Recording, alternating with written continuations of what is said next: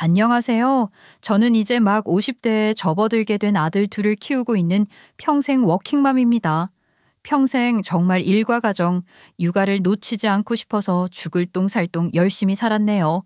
아들 둘 키우는 게 일이 힘들던지 어느덧 머리를 덮고 있는 흰머리가 어색할 지경입니다. 아들 둘 키우느라 제 머리카락이 어떻게 흰색으로 변하고 있는지도 모르고 살았네요. 여러분, 저는 인생을 재미나게 행복하게 살았다고 말씀드리고 싶습니다. 딱 한 가지, 우리 시누이만 아니었다면 더할 나위 없이 후회 없는 인생이고 결혼이었을 것 같네요. 자기 분수도 모르는 사람을 보면 어떤 생각이 드시나요? 그냥 한심하다 하고 무시가 되십니까? 저는 가까운 가족이라 그런지 무시가 안 되더라고요. 더군다나 저에게 적대감을 가진 시누라 더 그랬을지도 모르겠습니다. 여러분, 각설하고 제 이야기를 시작하겠습니다. 원래 어릴 때 남자를 많이 만나봐야 커서도 좋은 사람을 고를 수 있는 눈이 생기는 법이라고 하잖아요. 그런데 저는 그 말에 동의하지 않는답니다. 저는 남편과 20대에 만나서 연애를 10년이나 했고, 연애 10년 차에 결혼해서 지금까지도 잘 먹고 잘 살고 있거든요. 물론 다양한 사람들을 만났으면 또 새로운 연애를 하는 기분이 들었을지도 모르겠지만 저희 남편 정말 괜찮은 사람이랍니다. 뚝심도 있고 성실하기까지 해서 뭐 하나 마음을 먹으면 7.8기 몇 번이고 도전을 하는 사람이었지요. 그리고 결국에는 꼭 해내는 사람이었답니다. 그런 끈기에 반했을까요? 저는 남편과 연애를 하는 동안 불협화음이라는 것을 단 한 번도 느껴본 적이 없었지요. 24살이라는 나이에 만나서 서로가 서로에게 전부인 것처럼 연애를 해왔답니다. 취업 준비를 하기 위해서 다니던 학원에서 눈이 맞아서 서로의 취업을 응원하며 그렇게 자리를 잡는 동안 지지해주고 붙잡아주며 연애를 했습니다. 단점이 하나도 없을 것 같은 우리 남편에게는 아주 치명적인 단점이 있었으니 그것은 바로 시누이였습니다. 24살짜리에게 시누이가 무슨 말이냐 싶으시겠죠? 그러니까요, 저도 의문입니다. 왜 우리 시누는 저를 처음 알게 된 그 어린 20대 때부터 시누짓을 하고 싶어 했을지 말입니다. 남편에게 여자친구가 많이 있었던 것도 아니었고 시누가 처음으로 본 여자친구가 저라고 하더라고요. 저보다 3살이 많았던 시누는 철이 없었죠. 사귀자마자 물론 바로 시누를 만난 건 아니었습니다. 연애가 어느 정도 진행이 되고 서로 취업도 하고 그렇게 연애를 한 3년쯤 했을까? 시누가 먼저 저를 궁금해했다고 하더라고요. 한 번쯤은 만나도 괜찮겠다는 생각에 남편에게 시누이랑 자리를 만들어 달라고 했었어요. 그때는 뭐랄까요? 남편이랑 결혼까지 생각을 했던 것은 아니었지만 남편의 식구들이랑 알아두면 좋을 것 같다는 생각을 했죠. 시부모님을 뵙는 것보단 나름 또래인 시누를 만나서 친분을 쌓는 게 더 편할 것 같기도 했고요. 하지만 우리 남편은 저에게 좋지 않은 선택인 것 같다고 경고를 하긴 했었습니다. 시어머니보다 더한 시누이라는 말 못 들어봤냐면서요.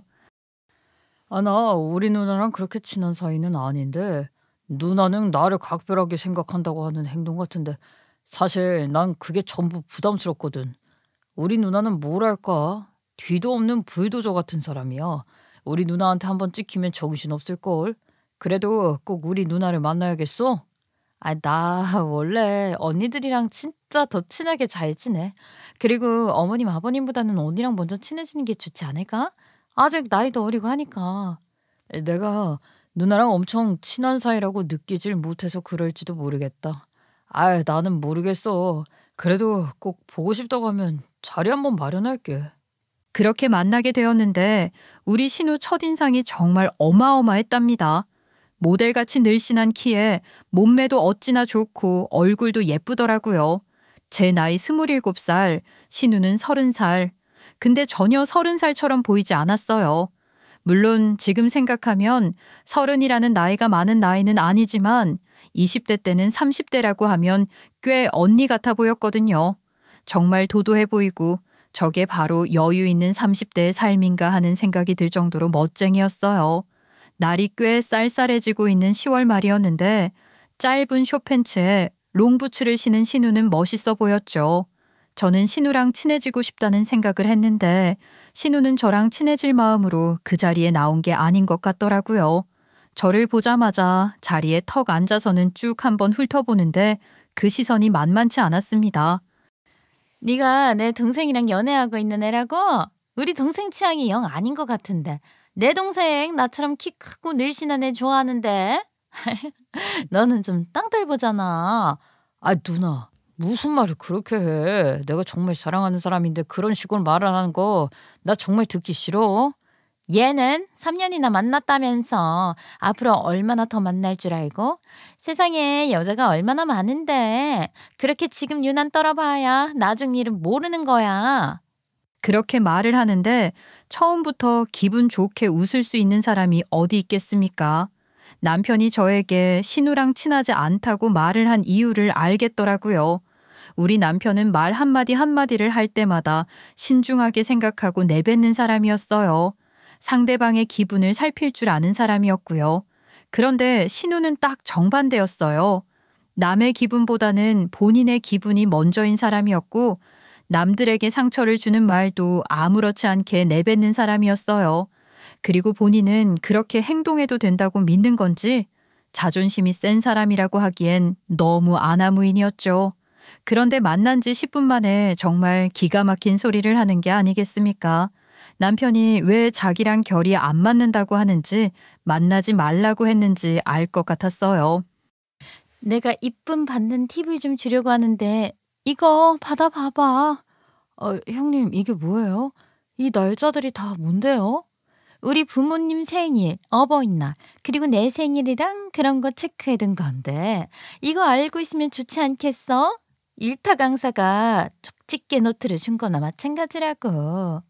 그니까 한마디로 앞으로 잘 보이고 싶으면 기념일을 알아서 센스 있게 챙기라는 소리였습니다. 정말 황당하지 않겠습니까? 제가 그 종이를 받아들고 무슨 말을 해야 할지 몰라서 얼을 타고 있는데 저에게 남편이랑 계속해서 연애도 하고 만나고 싶으면 기념일마다 연락하고 선물도 챙기라고 하더라고요. 특히 본인 생일이 가장 중요하니까 절대로 까먹으면 안 된다고 말을 하는데 27살 사회 초년생에게 신우의 그런 요구는 어려웠죠. 거절을 해야 하나 어떻게 해야 하나 망설이고 있는데 남편이 씩씩거리더니만 신우한테 막 따지더라고요. 아이, 누나 미쳤어? 내 여자친구가 누나랑 친해지고 싶다고, 누나 얼굴 한번 보고 싶다고 해서 내가 망설이다가 겨우 마련한 자리인데 고작 이런 소리를 해? 어떻게 처음 보는 사람한테 이쁨 받고 싶으면 본인 생일을 챙기라는 황당한 요구를 할 수가 있어. 이래서 내가 누나 얼굴을 보여주고 싶지 않았어. 누나가 이런 식으로 행동할 거라는 걸 알고 있었으니까. 어머, 얘 봐라. 내가 팁을 준 거지 언제 얼토당토한 이야기를 했다고 그래. 이런 건 말이야. 이런 건 말이야. 미리미리 챙겨야 나중에도 챙기는 법인 거야. 지금부터. 며느리가 될 준비를 하라고 기회를 주는 건데 내가 뭘 어쨌다고 그래? 내가 일부러 점수 따게 해주려고 어제부터 미리 준비한 건데 내 정성도 모르고 말이야. 너는 남자여서 그런지 정말 아무것도 모른다. 이 정도는 당연히 여자가 챙기는 거야. 그러면서 저에게 며느리가 되면 다 자기 덕인 줄 알으라면서 어깨를 당당하게 펴더라고요. 보다 못한 남편이 저에게 나가자고 말을 했고 저는 따라 나왔어요. 근데 웃긴 게 저 그 와중에 그 종이 챙겨서 나왔잖아요. 그때만 해도 신우의 말대로 정말 일일이 챙겨야 하는 줄 알았습니다. 제가 20대라서 너무 몰랐던 것도 있었고요. 웃긴 게 그래봐야 신우가 저보다 3살밖에 차이가 나지 않는데도 왜 그렇게 신우 말이 법처럼 들렸는지 지금 생각하면 바보 같죠? 그렇게 저와 남편 24살에 만나서 10년이라는 시간 동안 연애를 한 뒤 결국에는 결혼을 하게 되었습니다. 저희가 쌓아온 시간만큼 신뢰가 생겼고 그만큼 양가집에서도 저희를 사위와 며느리라고 생각해 주시고 계셨어요. 사는 동안 자주 마주칠 일은 없었지만 정말 제가 기념일이라는 날짜를 꼬박꼬박 챙겼거든요. 남편은 저에게 그렇게까지 할 필요 없다고 아직 며느리도 아닌데 힘쓰지 말라고 했지만 신우에게서 그런 말을 들었는데 어떻게 무시를 할 수 있겠습니까? 그런데 그런 마음의 정성이 시부모님께도 통한 것인지 저를 보기 전부터 정말 기꺼이 예쁜 며느리라고 생각을 해주셨던 것 같아요. 연애를 10년 하면서 몇 번 찾아뵙고 인사도 드리고 결혼 이야기를 하러 갔을 때 정말 기쁘게 받아주셨거든요. 언제 우리 며느리가 되나 했더니 바로 지금 그 순간이구나. 아유, 이제는 내가 부르기도 훨씬 편해졌다. 우리 며느리, 우리 가족이 된 것을 정말 축하한다. 둘이 잘 먹고 잘 살기만 하면은 우리는 정말 아무것도 바랄 게 없어. 하지만 그렇게 긍정적으로 생각을 해주시는 시부모님과는 달리 신우는 탐탁치 않아 하는 것 같았어요. 물론 신우의 의견이 저희 결혼에 큰 영향을 끼치는 건 절대 아니었지만 말입니다. 그래도 그 말 한마디 한마디가 가슴을 콕콕 찌르더라고요. 아직 시작도 안 했는데 부정적으로 바라보는 신우 때문에 정말 속상한 일도 많았죠.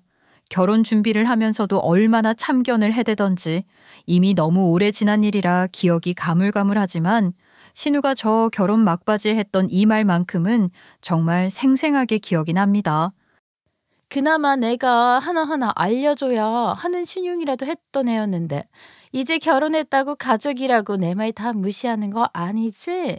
나 그러면 서운하다. 우리 부모님이 여태까지 너 예쁘게 봐준 거 전부 다 내가 줬던 그 팁 덕분이라는 거 잊지 말고. 그렇게 비아냥거리듯이 말을 하는데 옆에서 듣고 있던 시어머니께서 깜짝 놀라서 지금 올케한테 무슨 이야기를 하는 거냐고 너너거리지 말라고 호칭부터 정리를 해주시더라고요. 저는 정말 시어머니 아니었으면 신우한테 화를 냈을지도 모르겠어요. 결혼까지 한 마당에 너너거리는 신우가 이해가 안 갔죠. 그런데 한 가지 일이 있었어요.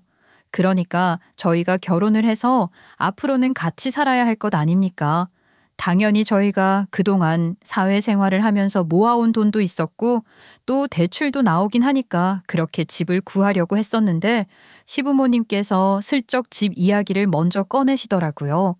알고 보니까 시부모님께서 재테크를 할 겸 사놓은 아파트가 한 채 있었는데 집값이 팍팍 떨어지고 또 주변 시세들 때문인지 전세를 놓아도 수지타산이 안 맞으신다는 겁니다.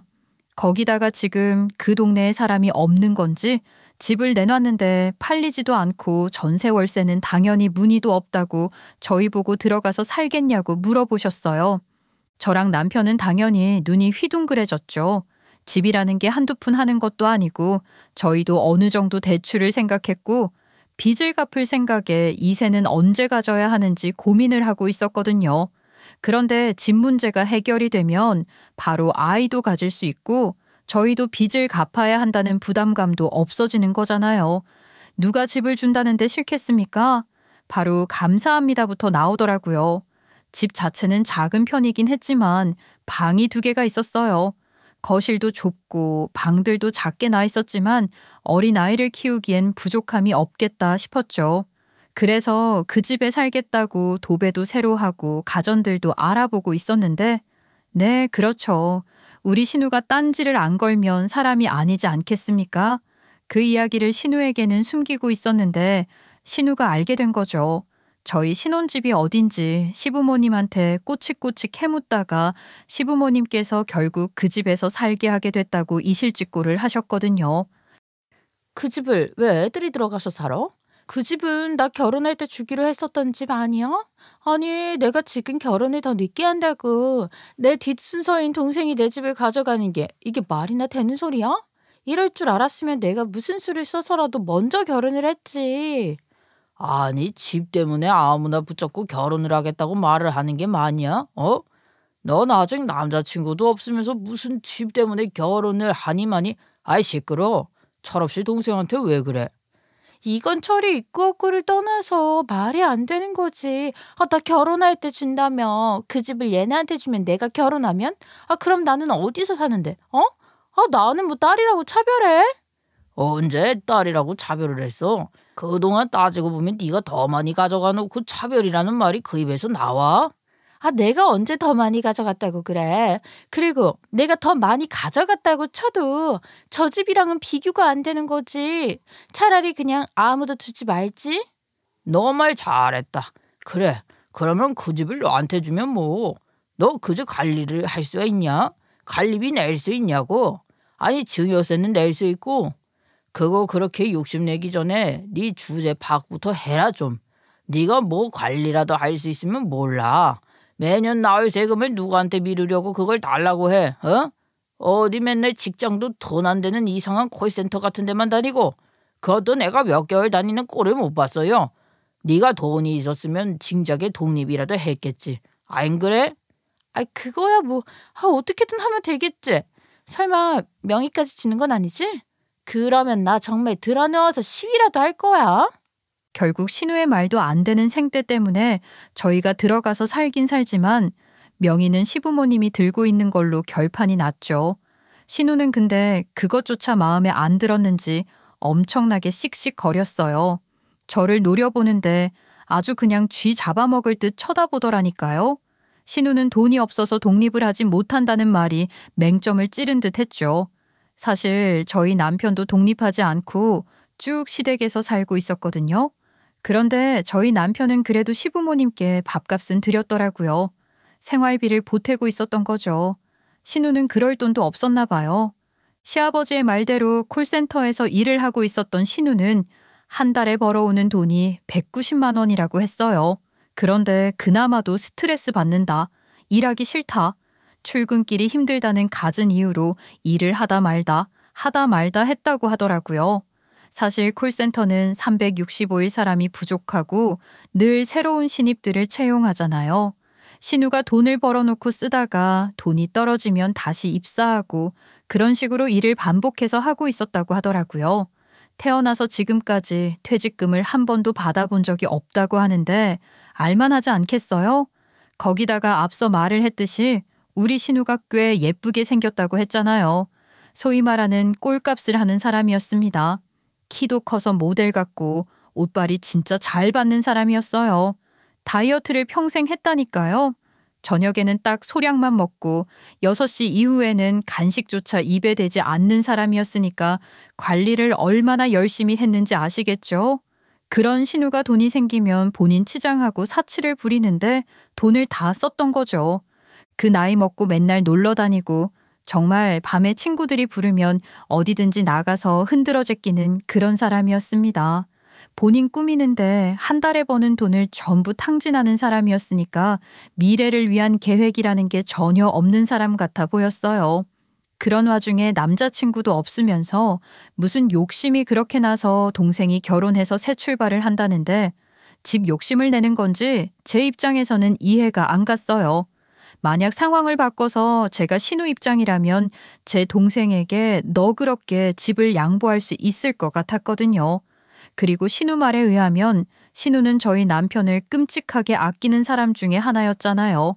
박수를 보내고 축하를 해줘도 모자랄 판에 초를 치고 있으니까 너무하다 싶긴 했죠. 그래도 결국에는 시부모님께서 박박 우겨주신 덕분에 저희가 들어가서 살기로 했지요. 신우의 눈치가 안 보였던 것은 아니었지만 신우도 본인 집이라고 우기기만 할 수 있는 입장은 아니었기 때문에 저도 입주를 한 다음에는 일부러 더 당당하게 굴었습니다. 그런데 신우가 시부모님과 집들이를 와서는 또 한 번 비아냥거리더라고요. 우리 올케는 대머리 되는 거 아니지? 공짜 좋아하는 사람들은 대머리 된다는데. 그러고 보니까 머리숱이 조금 부족해 보이는 것 같기도 하고. 제가 언제 공짜를 좋아했다고 그런 말을 하시는지 모르겠어요, 형님. 어? 공짜 좋아하니까 이 집도 얻어 챙긴 거 아니야? 나 같으면 그냥 어떻게 해서든지 전세 놓으세요 했겠다. 우리 엄마 아빠가 재테크하려고 산 집인데 그걸 홀라당 가져가? 형님도 이 집 탐내하셨었잖아요. 그거야 내 집이니까 그렇지. 우리 엄마 아빠가 나 결혼할 때 준다고 했었던 내 집이니까. 시부모님 명의로 된 집인데 이게 어떻게 형님 집이에요. 가족끼리 너무 질투하지 않았으면 좋겠어요. 뭐? 질투? 내가 왜 이런 걸로 질투를 한다고 그래? 내가 지금 너한테 무슨 자격지심이라도 있다는 거야? 이 여우 같은 년이? 신우는 찔리기라도 했는지 갑자기 급발진을 하면서 저에게 여우 같은 년이라고 욕을 하는 걸 보면서 진짜 이 인간이 갈 때까지 가는구나 싶더라니까요. 시부모님께서도 다 있는 자리였는데 저에게 욕을 하더니만 갑자기 저한테 달려오는 겁니다. 저는 피할 반응조차 하지 못했어요. 너무 놀라서 숨을 헉 들이켰는데 신우가 갑자기 제 머리채를 확 잡아버리는 겁니다. 시부모님도 놀라서 소리를 깍 하고 지르셨고 남편은 달려와서 신우를 말리려고 했는데 정말 뼈가 튼튼하기라도 한 건지 남편이 뜯어 말리는데도 신우가 잡고 있는 제 머리카락을 놓지 않는 겁니다. 순간 저도 열이 확 받더라고요. 제가 왜 참고만 있어야 하는 건지 모르겠는 마음이 드는 거 있죠. 그래서 저도 그냥 신우의 머리채를 잡아버렸습니다. 제가 역공을 하기 시작하니까 우리 신우 깜짝 놀랐는지 아프다고 아야야 소리를 내더라고요. 제가 신우보다 키는 15cm 작아도 힘만큼은 밀리지 않을 자신이 있었거든요. 남편은 뜯어 말렸지만 여자 둘이서 아주 끝장 다 볼 것 마냥 머리차에 잡고 싸우는데 어찌 말리겠어요. 결국 시어머니께서 그만하라고 소리를 꽥 지르고 나서야 저희 둘 다 손을 떼었어요. 신우 얼굴이며 제 얼굴이며 할 거 없이 엉망이더라고요. 머리채를 잡으면서 얼굴을 서로 핥히고 난리를 쳤거든요. 솔직히 신우랑 그렇게 싸운 것 자체가 말이 안 되는 일이긴 했지만 정말 속은 시원했어요. 언제 이렇게 싸울 수 있겠습니까? 게다가 제가 20대 때부터 신우에게 벼르고 있었던 것이 있었는데 이렇게 팍 터지게 되어서 다행이다 싶었습니다. 물론 혼나긴 엄청 혼났죠. 시부모님께서는 살면서 별꼴을 다 본다면서 저도 혼내시고 신우도 혼내셨어요. 지금 기억에는 신우가 조금 더 혼났던 것 같기도 하고요. 당연히 그렇게 싸우고 난 다음에 쿨하게 화해를 하고 예전 일 다 까먹고 잘 지내보자 할 수 있는 사람이 얼마나 있겠어요? 당연히 신우랑은 따로 연락하지도 않고 거의 명절이나 기념일에만 인사를 하는 사이가 되었죠. 저는 오히려 그게 더 편하다고 생각을 했습니다. 앞서 말씀드렸다시피 우리 신우 성격이 워낙 말도 안 되니까 가까이 하기에는 너무 먼 당신이었거든요. 그때만 해도 그렇게 기가 센 여자들은 꼭 사고를 치기 마련이었어요. 그래서 저는 신우와 일절 가까이 가지도 않고 일부러 더 거리를 두었죠. 물론 우리 남편이 조력자 역할을 단단하게 해줬기 때문에 가능한 부분이기도 했어요. 우리 남편, 제가 머리차에 잡힌 이후로 아주 신우에게 불같이 화를 냈죠. 저를 우습게 보는 건 우리 가족을 모두 우습게 보는 일이라면서 2번 다시는 저에게 따로 연락조차 하지 말라고 엄포를 놓았거든요. 물론 우리 시부모님도 마찬가지였습니다. 어떻게 신우이랑 올케 사이에 그런 일이 벌어질 수 있냐면서 둘이 가깝게 지낼 생각도 하지 말라고 하셨죠. 저는 너무 좋았어요. 신우랑 가까이 할 마음도 없었거니와 신우가 씩씩거리면서 나한테만 그래 하고 억울해하는 꼴이 제법 보기 좋았거든요. 그렇게 저는 남편이랑 결혼 생활을 10수년을 유지하면서 살았죠. 세월이 흐르면서 남편과 제 사이는 서먹서먹 대면대면이 아닌 서로를 더 이해하고 존중해주는 깊은 사이로 발전이 되었어요. 남편은 가정에 충실했고 우리 아이들에게도 잘했거든요. 제가 결혼 2년 차에 첫째 아들을 낳았습니다. 정말 금쪽 같은 내 새끼다 하면서 육아휴직 기간 동안 아이에게 최선을 다했어요. 저는 일을 그만둘 생각이 없었고 남편도 그 부분을 존중해 주었죠. 그랬기 때문에 육아휴직을 한 동안에 아이에게 정말 최선을 다해야겠다고 생각을 했습니다. 그 사이에 또 일이 터지게 되었죠. 신우가 갑자기 온 가족이 모인 자리에서 폭탄 선언을 한 것입니다. 나 임신했대요. 내 나이가 벌써 39살이야. 지금 이 아이 어떻게 되기라도 하면 나 다음에는 임신 못할 수도 있다고 하니까 무조건 낳을 거야. 그게 갑자기 무슨 소리야? 임신을 했다고? 아니 누구 아이를? 여태 뭐 누구 만난다는 소리 한 번 없었던 주제 갑자기 임신을 했다고? 아이고야 두야. 3개월 정도 사귄 남자친구가 있어. 사람은 참 착해. 그러니까 결혼해서 같이 살아보려고. 3개월 만났는데 임신을 했다고? 아니 뭐 이렇게 철없는 소리를 하고 자빠졌어. 임신이라니. 아이를 낳겠다니. 야, 너 그 사람 직업이 뭔데? 지금은 뭐 배달 일을 하고 있는데 이게 또 월급이 아주 짱짱하다니까. 문제는 이 사람도 일을 시작한 지 얼마 안 된 사람이고 나도 지금은 쉬고 있는 중이라 우리가 결혼을 해서 당장 집부터 시작해서 먹고 살 길이 조금 막막하긴 한데 그렇다고 생긴 아이를 뭐 흘려보낼 수는 없는 일이잖아. 나 노선이라니까 지금도. 그 말에 시부모님 모두 다 말을 잇지 못한 채 입만 떡 벌리고 있었죠. 요즘이야 워낙 의술이 좋아서 노산이어도 아이 낳는데 문제가 없고 또 나이가 많아도 임신하는 게 가능한 일이라고는 하지만 그때는 벌써 십수년 전 일인데 지금이랑 비슷하겠습니까? 신우가 노산노산하면서 다음에는 없을 수도 있다고 말을 하니 시부모님께서도 그 아이를 낳지 말라고 함부로 말을 못 하시는 거죠. 게다가 만난 지 3개월밖에 안 된 그 남자에게 푹 빠지기라도 한 건지 무조건 결혼부터 하겠다고 박박 우겨대는데 저랑 남편 또한 할 말이 없어서 입 다물고 있었죠. 그런데 신우가 정말 하고 싶었었던 말은 아이를 가졌다는 말보다 집에 대한 이야기였나 봐요. 그럼 당장 어떻게 하시려고요? 모아둔 돈도 없다고 하셨잖아요. 결혼 준비하려면 드는 돈도 꽤 많고 당장 살 집도 구하셔야 하는 거 아닌가요? 그렇지. 그래서 말인데 내가 결혼하면 너네가 살고 있는 집 원래 나 주기로 했었던 집인 거 알고 있지? 그 집 내놨으면 좋겠어. 나 결혼할 때 준다고 했던 집이니까. 네? 저희가 살고 있는 이 집을 내놓으라고요? 이 집을 갑자기 달라고 하시면 어떡해요? 갑자기는 뭐가 갑자기야. 원래 내가 결혼하면 살기로 했었던 집이라니까. 엄마 아빠 그러기로 했잖아. 내가 잠시 쟤네한테 빌려준 거잖아. 무상으로. 너희도 참 그렇다. 지금까지 내가 살아야 할 내 집에서 무상으로 살았으면 내가 집 빼라고 하기 전에 양심상 미리 뺐어야 하는 거 아니니? 신우가 말도 안 되는 논리로 집을 내놓으라고 하는데 갑자기 눈앞이 캄캄해지더라고요. 아직 아이가 돌이 지난 것도 아니고 당장 저희가 저금해둔 돈이 있다고 한들 집을 구할 수 있는 만큼 돈이 있는 것도 아닌데 생떼를 쓰면서 내 집이야. 나가 하는데 2년 동안 이날을 기다려온 사람처럼 입가에 웃음까지 달고 내 집 내놔 하고 있더라고요. 도배 새로 하고 인테리어도 나름 해놨는데 그 집을 홀라당 신우에게 빼앗기게 생겼으니 저희 입장에서는 억울할 수밖에 없지 않겠어요. 형님, 이건 아니죠. 저희가 지금 잘 살고 있는데 당장 집을 내놓으라고 하시면 이 정도는 각오하고 그 집에 들어갔어야 하는 거 아니야? 난 몰라. 애초에 그 집은 나 주기로 했었던 집이고 내가 무조건 살아야겠어. 그러니까 집 빼. 심해부가 배달일을 한다고 하지 신우는 일도 제대로 안 하고 있는데 임신은 했다고 하지 시부모님께서도 얼굴에 난감함이 묻어나더라고요. 그 와중에 저희가 박박 우겨서 이 집은 우리 집이다 할 수 있는 상황도 아니었고요.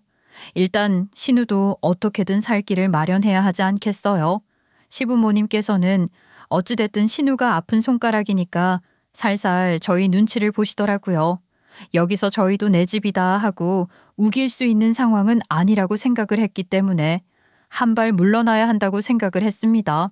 사실 그동안 정 붙이면서 살아온 집이라 아까운 마음이 있긴 했지만 신우도 신우의 인생 제2막이 열릴 텐데 받을 수 있는 지원은 받아야 한다고 생각을 했어요. 게다가 상황 자체도 좋지 않았습니다.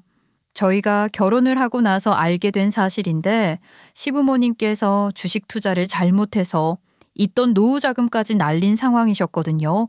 그러니까 시부모님 수중에 돈은 없었고 그 와중에 신우 결혼을 시켜야 하는 입장이었으니 차라리 당장 필요한 현금 부분을 심해분의 측에서 내고 신우에게 집을 해주는 모양새가 깔끔하다고 생각을 하셨을지도 모르겠어요. 저희는 어쩔 수 없이 이사를 해야 하는 입장이 되었습니다. 시부모님께서도 저희가 한 발 양보하길 바라시는 것 같았고요. 신우는 임신을 하자마자 집에 눌러붙어서는 스트레스를 받으면 안 된다고 애꿎은 시어머니께 잔심부름을 시키면서 룰루랄라 하고 있었어요. 철없죠? 시어머니 입장에서는 아픈 손가락 같은 딸이지만 한편으로는 빨리 쫓아내고 싶은 딸이기도 했죠. 그래서 저희가 하루빨리 이사를 나가는 날만 손꼽아 기다리셨나 봅니다. 저희는 결국 대출을 받아서 이사를 나가게 되었어요. 안 나가도 될 돈이 이중으로 나가게 된 상황이라 속이 시커멓게 타긴 했지만 남편과 저는 공사를 구별할 줄 알았고 저희가 집을 비우는 것이 가족 관계를 망치지 않고 제일 깔끔하게 일을 해결할 수 있는 방법이라고 생각을 했습니다. 배달 일을 하는 심해부가 돈이 있으면 얼마나 있겠어요. 거기다가 배짱이 체질인 건지 일도 했다가 안 했다가 자기 내키는 대로 산다고 하더라고요. 그래서 돈 모은 게 없다고 징징거리면서 집이나 내놔 하는데 저희라고 별 수 있겠습니까? 시부모님 눈치에, 신우 눈치에 집 그냥 비워드리고 대출 받아서 들어갔어요. 저희 부부 2년 동안 저축해둔 거 다 깨서 집 얻었죠. 살 수는 없었고요. 전세로요. 저희가 이번에는 동네부터 시작해서 위를 결정할 수 있었으니 친정 가까운 곳에 자리를 잡았습니다. 이사를 가고 나면 어린이집 대기부터 다시 해야 하는데 당장 출근을 해야 하는 마당에 아이를 친정 부모님께서 봐주시면 좋을 것 같았거든요. 친정집 가까운 곳에 또 좋은 전셋집이 있어서 살던 집보다 더 큰 평수로 이사를 갈 수 있게 되었어요. 이사를 마치고 신혼에도 이사를 하게 되고 서로 집들이를 하게 되었죠. 그런데 저희 집에 온 신우가 아주 개거품을 무는 게 아니겠습니까? 아니, 집이 왜 이렇게 좋아? 이 동네에 이렇게 좋은 집 얻으려면 대출을 얼마나 받은 건데? 이자가 감당이 돼? 저희 회사에서 나오는 대출 있어서 그렇게 이자는 비싸지는 않았어요. 그리고 그동안 모아둔 돈도 조금 있었고요. 결혼할 때 집을 구했던 게 아니라서 그때 세이브했던 돈 합치니까 이 정도 전세는 얻을 수 있더라고요. 신우가 집이 좋아도 너무 좋다면서 자기가 사는 집이랑은 차원이 다르다고 부러워하는 게 아니라 질투를 해대는데 2년 사이에 공짜로 살아서 돈 모은 거 아니냐고 난리를 치는 게 아니겠습니까? 그 좁다는 집에서 저희도 2년 동안 알콩달콩 잘 살았는데 뭔 말이 그렇게 많은 건지 그냥 무시를 하는 게 낫겠다 싶었죠. 시부모님께서 다시 팔 생각으로 산 집이랑은 당연히 다를 수밖에 없죠. 아무튼 정말 어이없는 일은 또 있었어요. 저희가 일부러 친정 근처로 이사를 온 이유가 제 일 때문이라고 말씀드렸잖아요. 저희 친정엄마가 아이를 봐준다는 걸 알게 되자마자 저한테 뭐라는 줄 아세요? 자기도 친구들 만나서 놀고 싶으니까 저희 아이 맡기는 김에 시조카도 저희 친정부모님께 맡기면 안 되냐고 하는 겁니다. 정말 답도 없죠? 그렇게 저희는 집까지 빼앗기고 나이가 44살이 될 때까지 아이 키우면서 저는 정말 단 하루도 쉬지 않고 일을 했어요. 그때까지 정말 고생하신 건 저희 친정부모님이셨죠. 저희 아이 봐주신다고 365일 쉬지 못하셨던 건 매 한 가지니까요. 시부모님께서는 아파서 안 된다, 일정이 있다 하면서 시조카도 봐주지 않으셨거든요. 그러니까 저희 친정 부모님께서 저희 아이들을 돌봐주시는 게 질투가 난 건지 맨날 저를 볼 때마다 애는 엄마가 키워야지 하는데 그 주둥이를 진짜 한 대 콱 깨물었으면 좋겠다 싶었어요. 저희 친정 부모님께 애 좀 맡기자는 이야기를 한 이후부터 저는 신우에게는 절대로 먼저 따로 연락하는 일을 하지 않았습니다. 그렇게 제 나이가 50이 될 때까지 우리 가족끼리 열심히 으쌰으쌰해서 살았고 저희 큰 아들이 어릴 때부터 피아노를 취미로 배우기 시작했는데 아주 특별한 재능을 보이기 시작했어요. 남들보다 긴 손가락으로 건반을 아주 날아다니듯이 치더라고요. 능력을 살려줘야 한다는 피아노 선생님 덕에 꾸준히 가르쳤는데 예중에 떡하니 붙은 게 아니겠습니까? 예술 중학교에 들어가는 게 보통 어려운 일이 아닌데 그걸 해내다니 정말 팍팍 밀어줘야겠다고 생각을 했죠. 그런데 경사가 또 있었습니다. 제가 회사에서 승진의 승진을 쭉 거듭했을 것 아니겠습니까? 저는 처음 20대 때 이 회사에 입사를 한 뒤로 단 한 번도 이직을 한 적 없이 꾸준히 한 회사만 다녔습니다. 그만큼 오래 다니기도 했고 제 능력을 인정받았다는 뜻이기도 했죠. 아이를 둘 낳으면서 썼던 육아휴직 이외에 1년에 딱 정해진 연차, 정해진 휴가 말고는 따로 쉰 적도 없었습니다. 제 능력으로 할 수 있는 모든 일을 최선을 다해서 한결과 저에게 부사장 자리라는 것이 주어지게 되었죠. 요즘 시대가 그렇잖아요. 여자도 유리천장을 깨고 임원직에 오를 수 있는 세상이요. 만약 10수년 전이었다면 상상도 하지 못했을 일이었을 겁니다. 그런데 저에게도 살다 보니 이런 기회가 다 오게 되더라고요. 유리천장을 깨부수고 제가 당당하게 부사장 자리에서 일을 할 수 있는 기회요. 저는 이 승진 소식을 들었을 때 제일 먼저 우리 남편의 얼굴을 떠올렸습니다. 물론 폭삭 늙은 저희 부모님도 시부모님도 좋아하실 소식이라고 생각을 했지만 묵묵히 남편의 자리를 지켜주면서 제가 바깥일을 하는 것에 투정 한번 부리지 않고 제 일을 존중해준 우리 남편이 가장 먼저 떠오르더라고요.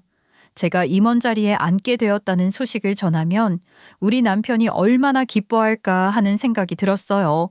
사람이 죽을 때가 되면 주마등처럼 모든 기억이 짧게 스친다고 하잖아요. 저 또한 너무 기쁘니까 그런 게 스쳐 지나가더라고요. 나는 당신이 정말 자랑스러워. 당신이 부사장을 달아서가 아니라 본인 일에 한 번도 게으름 없이 스스로 걸어갔다는 것에 존경의 박수를 보내고 싶어. 당연히 가족들과 함께 축하 파티를 열고 싶은데 당신 생각은 어때? 아유, 이게 뭐 그렇게까지 축하할 일인가 싶긴 하지만 그래, 축하 파티를 연다면 거절하고 싶지는 않네. 그렇게 남편이 가족들을 불러 모아서 함께 축하 파티를 열자고 했는데 하필이면 저희 부모님께서 약속을 잡은 날 선약이 있다고 하시더라고요. 그래서 시부모님만 모시고 좋은 데 가서 밥 한 끼 대접을 하려고 했는데 고기를 먹는다는 소식에 신우이가 냉큼 따라온 게 아니겠습니까? 공짜로 고기 먹을 수 있다는데 당연히 와야지. 우리 민주랑 민정이도 많이 먹어. 이거 숙모가 사주는 거니까 무조건 배 터지게 먹어야 돼. 알았어? 그렇게 무슨 걸신이 들린 것처럼 고기를 구워 먹더라고요. 꼴 보기 싫었지만 좋은 날이니까 큰 소리 내고 싶지 않았죠. 그렇게 밥을 다 먹고 시어머니께서 커피를 사주시겠다고 해서 자리를 옮기려고 하는데 신우이가 갑자기 저를 불러 세우는 게 아니겠어요? 올케, 내가 할 말이 있어서 그런데 이거 좀 받아봐. 내가 올케한테 주는 승진 축하 선물이야. 이 서류 봉투가요? 승진 축하 선물이라고 주시니까 조금 떨리긴 하네요. 서류 봉투에 돈이 들었을 리도 없는데 뭔가 싶어서 열어보니까 정말로 웬 서류 같은 것이 들어있더라고요. 뭔가 하고 보는데 떡하니 대출 서류라고 되어 있는 게 아니겠습니까? 저는 영문을 모르겠다는 얼굴로 신우를 바라보았습니다. 그러자 신우가 입을 열더군요. 아니, 우리 애들이 이제 다 커서 각자 방도 필요할 것 같고 언제까지 그렇게 좁은 집에서 살 순 없잖아. 올케가 부사장으로 승진을 했다고 하니까 당연히 그만큼 연봉도 올랐을 거고. 원래 그 임원들은 억대 연봉 받으면서 일하는 거 아니야? 그래서요? 근데 이건 대출 서류잖아요. 제 승진이랑 대출이 무슨 상관이 있다고 이걸 저한테 주시는 건지 모르겠어요. 우리 이사 가려고 한다고 했잖아. 지금 살고 있는 엄마 집 팔고 이사 가고 싶은 집까지 딱 1억 정도 모자르더라고. 올케한테 주는 선물. 대출 서류야. 우리도 큰 집으로 가야지 않겠어? 그래도 우리가 손윗 사람들인데. 아무튼 1억 정도는 해줄 수 있지? 그 말을 듣는데 정말 온갖 감정이 스쳐 지나가더라고요. 그동안 저한테 해준 게 뭐가 있다고 당당하게 1억이라는 돈을 요구하는 건지요. 막말로 제가 임원을 달고 억대 연봉을 받는다 하더라도 그 돈을 신우에게 쥐어줄 필요는 전혀 없는 것 아니겠어요? 그동안 아나무인으로 구는 거 참아가면서 무시했는데 1억이라는 돈을 당당하게 요구하는 것 자체가 안 될 일이라고 생각했습니다. 더 이상은 제가 참아줄 필요가 없다고 느껴졌어요. 복수를 결심했죠. 제가 부들부들 떨면서 말을 잇지 못하고 있으니까 신우이 더 당당하게 손까지 내밀면서 요구를 하더라고요. 제가 무슨 생각을 하고 있는지는 감히 상상조차 못하면서 말입니다. 이걸 제가 왜 해줘야 하는지 저는 아직도 잘 모르겠는데요. 어머, 가족끼리 뭘 그런 걸 따져? 해줘야 할 의무는 없지만 사람이라면 응당해줘야 하는 거 아니겠어? 올케한테 일단 1억이라는 돈이 아쉬운 상황은 아니잖아. 그동안 모아둔 돈도 있을 거고 우리 애들을 위해서 그 정도 투자도 못해? 그리고 그동안 내 덕에 편하게 살았잖아. 제가 형님 덕에 뭘 편하게 살아요. 막말로 형님이 저한테 해주신 게 뭐가 있다고 제가 덕을 보고 살았겠어요. 어머, 올케, 그렇게 말하면 서운하지. 그동안 내가 얼마나 참았는 줄 알아? 올케는 내 동생에게 어울리는 여자도 아니었어. 처음부터 딱 그랬다니까. 그래도 내가 참았잖아. 그리고 그동안 잔소리하고 싶은 것도 일부러 꾹꾹 눌렀는데 내 덕에 편하게 살았던 거지. 그리고 올케가 살면서 내 자식들에게 해준 게 뭐 있어? 없잖아. 이번에 크게 한턱 쏘라는 거지. 그렇게 따지면 저희 아이들도 그동안 받은 게 하나도 없는데요. 왜 저만 해줘야 하는 건지 모르겠네요, 형님. 이건 너무 적반하장이죠. 서로 기브 앤 테이크가 없는데 누군 당연하게 해줘야 하는 거고 누구는 받기만 해야 하고. 저는 그런 거 이해 안 돼요. 당연히 1억 대출 못 해드려요. 내가 신우야, 신우. 쪼잔하게 진짜 왜 이래 올케. 그리고 올케는 형편이 훨씬 더 좋잖아. 우리 지금 입에 풀칠도 겨우 하고 있는 마당에 애들 챙기는 것도 바빠 죽겠는다. 어떻게 올케는 애들까지 챙겨. 그럴 돈 있으면 우리 애들 고기 한번 배부르게 더 먹이고 싶다. 저희라고 그렇게 늘 넉넉했던 건 아니었어요. 없는 형편에도 아끼면서 살아보자고 서로 합심한 거죠. 그래도 우리보다는 있었잖아. 이런 논쟁하는 거 시간 아깝다고 생각해. 그러지 말고 나한테 1억만 줘. 이제 부사장이잖아. 1억 정도는 껌인 거 아니야? 그렇게 말을 하는데 이건 뭐 인생은 실전이다라는 걸 직접 보여주지 않으면 끝끝내 1억을 내놓으라고 우길 것 같더라고요. 1억이 네 집 개 이름도 아니고 제가 신우한테 줄 의무는 더더욱 없는 거고요. 저도 벼르고 벼른 일을 지금 꺼낼 때라고 생각이 들었습니다. 그렇게 선물을 바라시니까 저도 어쩔 수 없네요. 형님께 그동안 드릴까 말까 했던 선물이 하나 있었는데 아무래도 지금 드려야 할 타이밍인 것 같아서요. 뭐야? 먼저 준비해뒀던 선물이 있었어? 그랬으면 진작에 말을 하지. 왜 여태까지 사람 기다리게 만들고 그래. 일단 그 계좌부터 불러줄까? 초롱초롱한 눈망울을 하고 뭔가 잔뜩 기대라도 한 듯이 저를 쳐다보는데 정말 웃는 얼굴에 침 못 뱉는다고 누가 그랬습니까? 잘만 뵙겠던데요. 저는 지체하지 않고 신우에게 폭탄 선언을 했습니다. 제 말을 들은 신우의 눈이 흔들리기 시작했어요. 그게 뭔지 궁금하시죠? 형님, 지금 형님이 살고 계신 집 말이에요. 어머님 집이라고 알고 계시겠지만요. 사실 그 집 제 명의로 된 제 집이에요. 그러니까 한마디로 형님이 그 집 팔아서 이사를 간다는 건 말이 안 되는 거고요. 제 명의 집인데 형님이 무슨 수로 팔겠어요? 그죠?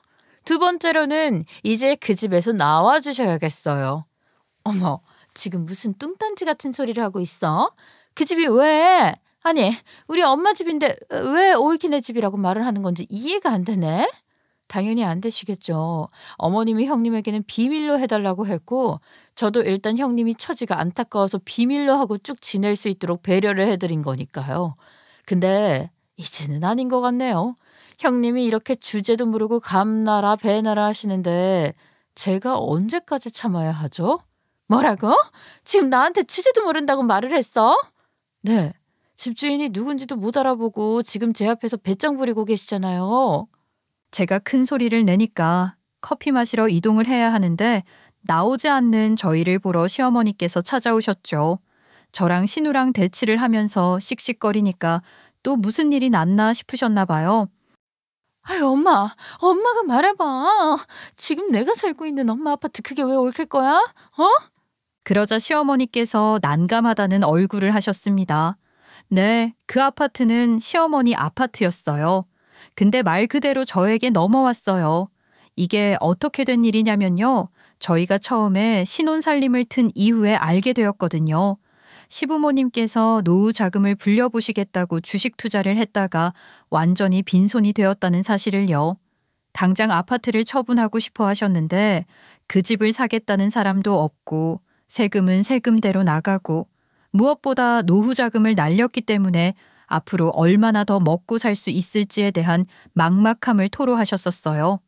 남편은 시댁에서 살 때에도 생활비를 드리고 있었기 때문에 조심스럽게 저에게 의견을 구했죠. 저는 동의했어요. 따지고 보면 집을 공짜로 구한 거나 다름없었기 때문에 시부모님께 전세 대출금을 갚는다 생각하고 생활비를 보태드리자 싶었죠. 처음에 이 말을 했을 때 시부모님께서는 극구 거절을 하셨습니다. 이제 아이도 낳아 키워야 하고 할 일이 많을 텐데 돈을 그렇게 쓰면 안 된다고요. 그런데 당장 집을 어쩌지도 못하는 마당에 당연히 저희가 생활비를 책임져야 한다고 생각을 했어요. 시부모님도 돈이 급했던 건 마찬가지라서 결국 저희에게 져주셨죠. 그렇게 생활비를 들이면서 살고 있었는데 신우가 임신을 해서 결혼을 해야 한다며 저희에게 집을 빼라고 했잖아요. 그때 일이 꼬이게 된 것입니다. 생활비를 끊어버리자니 당장 시부모님의 생계에 위협이 찾아오게 되고 그렇다고 집을 안 빼자니 신우이가 살 곳이 없고 결국에는 시부모님께서 생활비를 지원받는 대신 언제 팔릴지 모르는 그 집을 저희에게 넘겨주시기로 약속을 하신 겁니다. 저희도 집을 한 채 가지고 있는다는 것이 조금 부담스럽긴 했지만 서로에게 이득이 되는 일이라고 생각했습니다. 저와 남편도 언제까지 밑 빠진 독에 물을 부을 순 없는 것이었으니까요. 시부모님께서는 저희에게 안 팔리는 집이긴 하지만 집을 한 채 가지고 있는 게 훨씬 마음에는 안정이 올 거라고 했어요. 아무튼 저희는 그 집을 받았죠. 오르지도 않는 집값이었지만 나름의 위치는 쓸만한 곳에 있었거든요. 안 팔리면 저희 아들들이 나이 먹었을 때 재개발이라도 되겠지 하는 마음이 있었어요. 명의가 바뀐 걸 신우에게는 비밀로 했죠. 신우가 알면 어떤 사달이 날지 분명했거든요. 여태까지 꽁꽁 숨기면서 신우에게 나름의 배려를 하고 있었던 것인데 적반하장 1억을 내놓겠다. 그 집 판 돈으로 이사 가겠다 하고 있으니 제가 기가 막히지 않겠습니까? 그 집이 왜 너네 집이야? 어떻게 나한테만 비밀로 하고 나를 속일 수가 있어? 엄마, 어떻게 나한테 이럴 수가 있냐고. 저는 신우에게 미리 사진첩에 저장을 해두었던 아파트 등기부등본을 보여주었습니다. 제 이름 석자가 떡하니 적힌 아파트 주소를 보고는 거의 졸도한 지경까지 가더라고요. 그동안 우리 신우 왜 몰랐냐고요. 이 멍청한 신우는 등기부등본을 인터넷으로 쉽게 떼서 보는 방법도 모르고 주민센터 가서 떼려고 해도 돈 든다고 어차피 시어머니 명의인데 떼봐서 뭐 하냐고 생각을 했던 모양입니다. 시어머니께서도 꽁꽁 비밀을 지켜주셨기 때문에 그동안 신우가 모르고 살 수밖에 없었던 거죠. 10년이 넘는 시간 동안 공짜로 살았으면 감사한 줄 아셔야죠. 집도 팔겠다 1억도 내놔라. 그게 어디 사람이 할 짓이에요? 그거 월세만 해도 얼마를 받을 수 있는데요. 돈 내놔요. 나는 몰랐잖아. 명의가 바뀐 걸 내가 알았어? 어떻게 하나같이 나를 속여.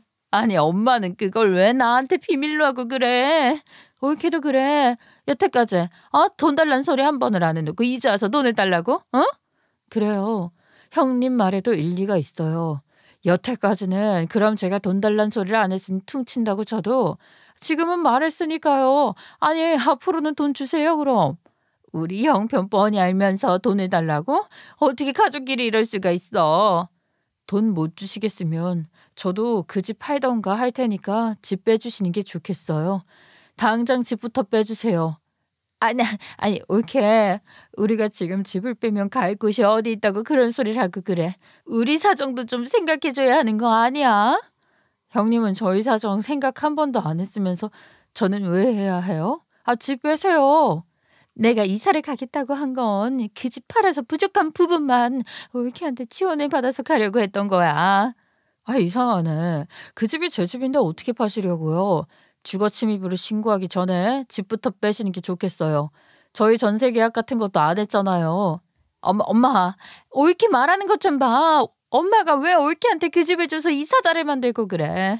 엄마 때문이잖아. 나한테 말이라도 해줬어야지. 네가 입방정을 떨어서 이 상황을 만들어 놓고 지금 누구 탓을 하고 그러는 거야. 그러니까 배려를 해줬을 때 감사한 마음을 가지고 살았어야지. 그 집이 내 명이라도 그래. 내가 팔겠다고 한 적도 없는데 네 멋대로 일을 쳐. 너는 엄마도 호구로 보이냐? 엄마가 미리 말을 해줬으면 이런 일도 없었을 거 아니야. 아이고 나이가 몇 살인데 아직까지 남탓만 하고 그래. 너는 당해도 싸 이거사. 엄마가 이래서 어디 눈이나 편하게 감겠냐? 시부모님도 속이 터지시는 건지 가슴을 퍽퍽 치면서 신우한테 난리를 쳤죠. 신우는 뭐가 그렇게 억울한지 언성을 높였고 결국 시부모님 입에서 왼수 같은 자식 2번 다시는 보지 말자는 소리가 나왔습니다. 커피는커녕 그렇게 흐지부지 헤어지게 되었고 저는 신우에게 한 말을 지키겠다고 생각했죠. 다음 날 저는 신우네 집으로 내용 증명을 보냈습니다. 당장 집을 빼지 않으면 주거침입으로 신고도 하고 그동안 밀린 월세도 다 받아내겠다고 민사까지 가보자고 했더니만 신우 정말 제가 그렇게 할 거라는 생각이 들었는지 뒷공문에 빠지게 이사를 준비하더라고요. 저에게 열흘만 시간을 달라고 이사짐 싸야 한다고 애걸복걸하면서 문자를 보냈길래 딱 열흘만 주겠다고 했습니다. 열흘 뒤에 정말로 신우가 이사를 나갔더라고요. 웃긴 게 오갈 곳이 없지 않겠습니까? 시댁으로 들어가는 게 제일 베스트였겠지만 시부모님께서 왼수 같은 자식 인연을 끊어버리자고 말을 한 마당에 어떻게 시댁에 들어가서 살 수 있겠습니까? 말도 안 되는 소리였지요. 물론 신우가 시댁에 들어가겠다고 말은 했으나 거절을 당했을지도 모를 일이고요. 시부모님께서 그 뒤로 신우에 대한 이야기를 일절 꺼내지 않으시거든요. 결국 신우 어디로 갔겠습니까? 지네 시댁으로 갔더라고요. 제가 건너 시어머니께 들어서 알고 있었는데 신우네 시어머니가 엄청난 꼰대라고 하더라고요. 맨날 신우 보고 집안일이 그게 뭐냐, 애를 왜 그렇게 키우냐, 참견이 넘쳐나는 사람이라고 들었는데 그 집에 들어가서 살면서 얼마나 지옥이겠습니까? 하루 빨리 돈 모아서 나갈 생각을 해야겠죠. 이참에 신우도 정신을 차렸으면 좋겠네요. 되로 주고 말로 받는다고. 우리 신우 저에게 그동안 잔소리한 만큼 딱 신우네 시댁에서 당했으면 좋겠습니다. 혹여라도 재밌는 소식, 통쾌한 후기가 있으면 다시 한번 찾아오겠습니다. 여러분, 좋은 하루 보내세요. 감사합니다.